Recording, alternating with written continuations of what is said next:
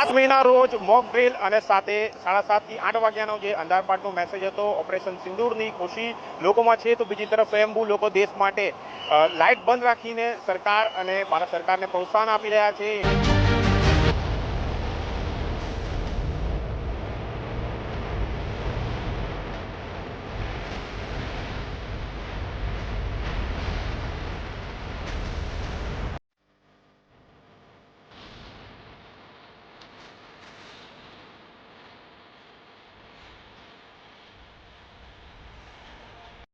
Indian army ने support કરી રહ્યા છે, તેનું ઉદાહરણ સુરતના સુરતીઓએ પૂરું પાડ્યું છે અને સુરત શહેર પોલીસ ખાસ આ અંતર્ગત ઉપસ્થિત રહી